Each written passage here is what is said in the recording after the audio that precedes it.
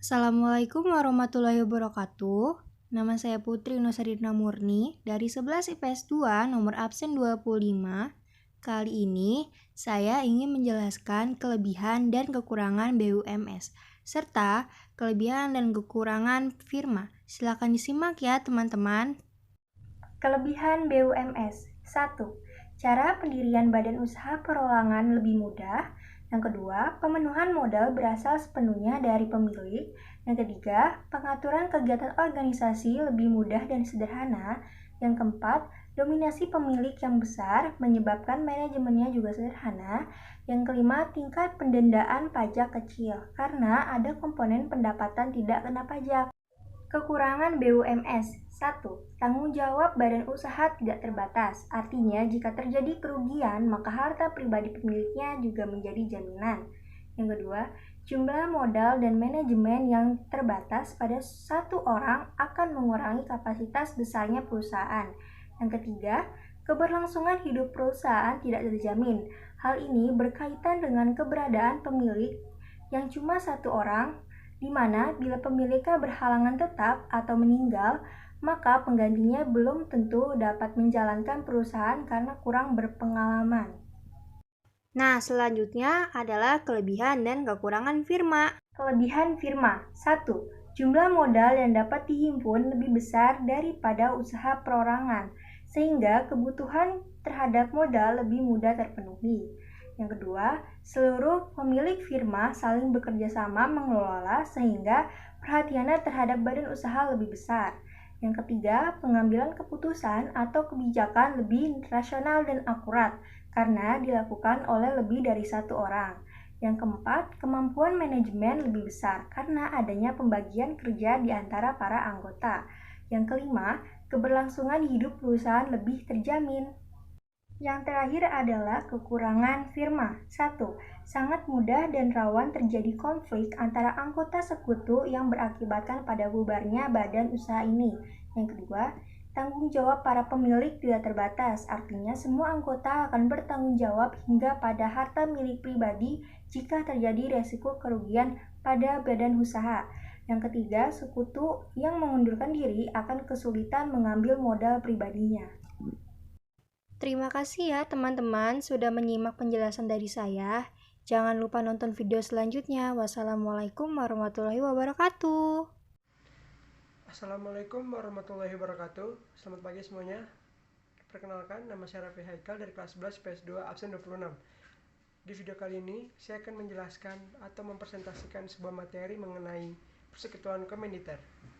Pengertian persekutuan komanditer atau Komanditer Fellowship yang disingkat sebagai CV adalah suatu bentuk perusahaan yang didirikan oleh satu atau beberapa orang secara tanggung-menanggung, bertanggung jawab secara seluruhnya atau secara solider dengan satu orang atau lebih sebagai pelepas atau pemberi uang dan barang sebagai pemasukan pada persekutuan, sedangkan dia tidak turut campur dalam pengurusan atau penguasaan dalam persekutuan. Pengertian tersebut didasarkan pada KUHD pasal 19 sampai 21. Pengertian persekutuan komanditer menurut Wijatno seorang ahli merupakan suatu bentuk perjanjian kerjasama untuk mengatur perusahaan dan bertanggung jawab penuh dengan kekayaan pribadinya dengan orang-orang yang memberikan pinjaman dan tidak bersedia memimpin perusahaan serta bertanggung jawab terbatas pada kekayaan yang diikutsertakan dalam perusahaan tersebut. Sekutu persekutuan komanditer atau CV. Terdapat dua sekutu pada CV. Yang pertama, sekutu komanditer atau pasif adalah sekutu pasif yang tidak melakukan pengurusan atau mewakili perusahaannya, yang hanya menyetorkan modalnya ke perusahaan. Sekutu ini memiliki tanggung jawab sebatas dasar pemasukan. Dan yang kedua ada sekutu komplementer atau aktif adalah sekutu aktif yang melakukan pengurusan atau mewakili perusahaan. Sekutu ini memiliki tanggung jawab hingga harta pribadi. Pendirian CV ada 3 tahap. Tahap pertama, pembentukan. CV dibentuk secara autentik. Hal ini dijelaskan pada KUHD pasal 22. Tahap kedua, pendaftaran. CV didaftarkan melalui pengadilan negeri. Hal ini dijelaskan pada KUHD pasal 23. Dan untuk tahap terakhir yaitu pengumuman. CV diumumkan dalam berita negara. Hal ini dijelaskan pada KUHD pasal ke-28. Di dalam pendirian CV terdapat anggaran dasar yang harus didaftarkan. Hal tersebut sudah diatur dalam KUHD pasal 24 yang anggaran dasar tersebut berisi 1. Nama, pekerjaan, tempat tinggal dari sekutu. 2. Pernyataan bahwa CV tersebut melaksanakan kegiatan usaha yang umum atau terbatas pada cabang usaha tertentu dengan menunjukkan maksud dan tujuan dari usaha yang hendak dilakukan oleh CV tersebut. Yang ketiga, penunjukan para sekutu baik yang aktif maupun yang pasif. 4. Saat mulai berlakunya dan berakhirnya. Kelima, klausula-klausula lainnya yang berkaitan dengan pihak ketiga terhadap persekutuan. Ciri-ciri persekutuan komüniter. Ada 5 ciri-ciri yang dimiliki oleh persekutuan komüniter atau CV. 1. CV menjalankan usaha. 2. CV didirikan oleh beberapa orang. 3. CV terdapat sekutu yang menjalankan usaha dan juga terdapat sekutu yang hanya memberikan modal, pinjaman, atau uang. 4. Terdapat sekutu yang menjalankan usaha, tanggung jawabnya untuk seluruhnya. 5. Terhadap sekutu yang hanya memberikan modal, pinjaman, atau uang, tanggung jawabnya terbatas, sebatas modal yang disetorkan. Jenis-jenis persekutuan komüniter atau CV. Dilihat dari hubungan pihak ketiga, terdapat 3 jenis yang dimiliki persekutuan komüniter. 1. CV diam-diam adalah CV yang belum menyatakan dirinya terang-terangan kepada pihak ketiga sebagai keluar. Persekutuan ini masih menyatakan dirinya sebagai firma, tetapi ke dalam persekutuan ini sudah menjadi CV karena salah seorang atau beberapa orang sekutu sudah menjadi sekutu komüniter. 2. CV terang-terangan atau terbuka adalah CV yang terang-terangan menyatakan dirinya kepada pihak ketiga. Sebagai hal itu terlihat dari tindakannya dalam bentuk publikasi berupa papan nama yang bertulisan CV, misalnya CV Sejahtera, CV Aman, dan lain-lain. Bisa juga dalam penulisan kepala surat yang menerangkan nama CV tersebut dalam berhubungan dalam pihak ketiga. Dan yang ketiga, CV atas saham. CV atas saham adalah bentuk peralihan dari CV ke PT. CV ini mengeluarkan saham, tetapi tidak boleh diperjualbelikan. Jika dilihat dari perkembangannya, CV dibagi menjadi 3 jenis. 1. CV murni. CV murni adalah suatu bentuk persekutuan komüniter yang dimana pada dalamnya hanya memiliki satu sekutu komplementer, sedangkan pada sekutu lainnya merupakan sekutu komüniter. 2. CV bersaham. CV bersaham adalah suatu bentuk persekutuan komüniter yang mengeluarkan saham namun tidak diperjualbelikan, di mana sekutu komplementer dan sekutu komüniter mengambil satu saham atau lebih. Tujuan dari saham ini dikeluarkan adalah untuk mencegah terjadinya pembekuan modal karena di dalam persekutuan komüniter yang tidak mudah untuk menarik modal yang telah diserahkan. 3. CV campuran. CV ini berawal dari firma yang kemudian beralihnya tanggung jawab. Di CV ini mendapatkan tambahan modal dari pihak ketiga atau luar. Unsur-unsur persekutuan komüniter. 1. Unsur CV sebagai perkumpulan adalah suatu bentuk komüniter yang memiliki kepentingan bersama, memiliki kehendak bersama, memiliki tujuan bersama, dan memiliki kerjasama. 2. Unsur CV sebagai persekutuan perdata adalah suatu bentuk komüniter yang memiliki perjanjian timbal balik. 3. Unsur CV sebagai firma adalah suatu bentuk komüniter yang memiliki fungsi untuk menjalankan perusahaan dengan nama bersama atau firma yang sudah dijelaskan pada pasal 16 KUHD dan sebagai tanggung jawab sekutu kerja yang sifatnya pribadi untuk keseluruhan yang sudah dijelaskan pada pasal 18 KUHD. 4. Unsur kekhususan persekutuan komüniter adalah suatu persekutuan firma yang dibangun dengan suatu bentuk khusus.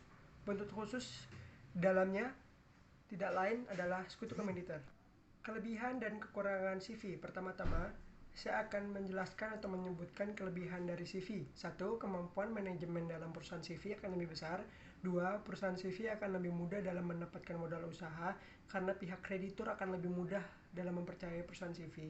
3. Perusahaan CV juga akan lebih mudah dalam mendapatkan modal karena badan usaha CV atau persekutuan komüniter ini sudah sangat terkenal di Indonesia. Selanjutnya, saya akan menyebutkan kelemahan dari CV. 1. Setiap anggota aktif yang ada pada perusahaan CV mempunyai tanggung jawab yang tidak terbatas. 2. Tidak menentunya kelangsungan hidup pada perusahaan CV. 3. Sulitnya menarik modal atau dana yang sudah disetorkan. Sekian penjelasan saya mengenai persekutuan komüniter. Materi selanjutnya akan disampaikan atau dijelaskan oleh Raffi Sultan Al-Farabi. Kepada Raffi Sultan, dipersilakan. Assalamualaikum warahmatullahi wabarakatuh. Nama saya Raffi Sultan Al-Farabi, absen 27 dari kelas 11 IPS 2. Saya akan membawakan materi tentang perusahaan swasta asing, BUMN, dan BUMD. Jadi perusahaan swasta asing adalah suatu perusahaan yang modal usahanya berasal dari pihak swasta atau luar negeri. Contoh perusahaan swasta asing Indonesia itu ada PT Freeport Indonesia, yang bergerak di bidang energi, PT Ericsson yang bergerak di bidang telekomunikasi, serta PT Citibank yang bergerak di bidang perbankan. Lalu ada BUMN, Badan Usaha Milik Negara. BUMN sendiri ini telah diatur dalam undang-undang, tepatnya pada Undang-Undang Nomor 19 Tahun 2003 Pasal 1. Dalam pasal tersebut disebutkan jika badan usaha milik negara merupakan sebuah badan usaha yang seluruh atau sebagian modalnya dimiliki oleh pemerintah.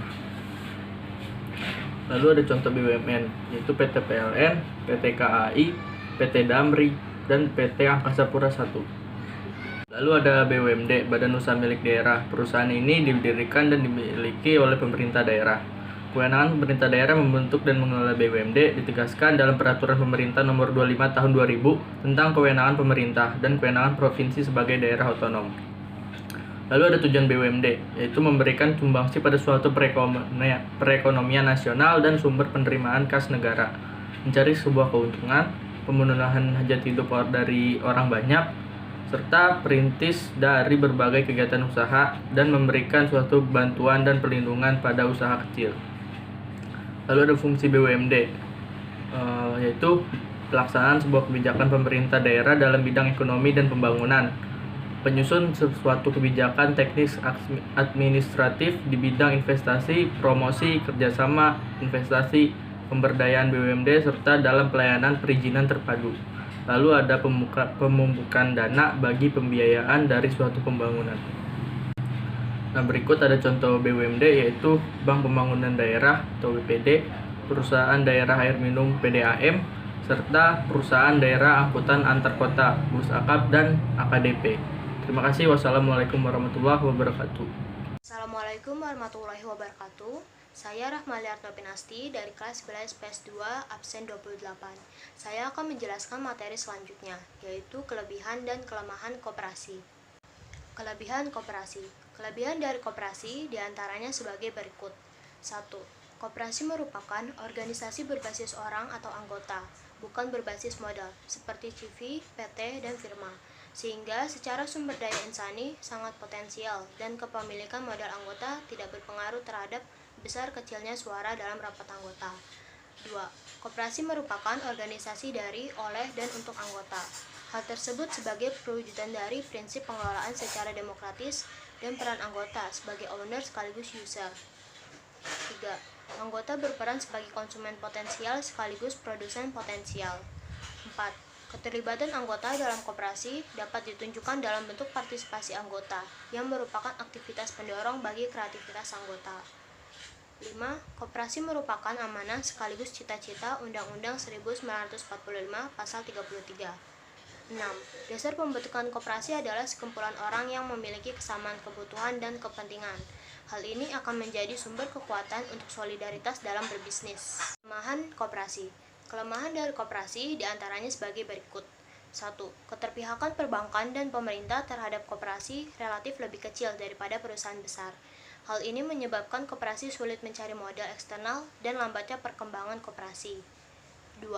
Adanya oknum pengurus yang melakukan penyelewengan keuangan di koperasi, menjadikan masyarakat mengidentikan koperasi dengan korupsi, sehingga masyarakat cenderung antipati dengan koperasi.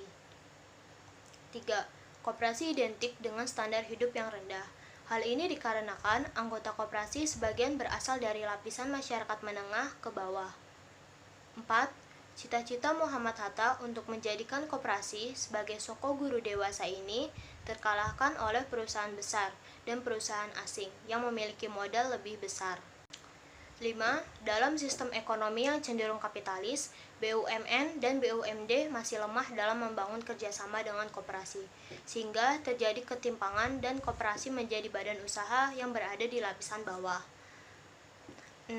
Lebih banyaknya sumber daya manusia di koperasi yang berasal dari menengah ke bawah, menjadikan tingkat profesionalisme terkalahkan oleh badan usaha lainnya.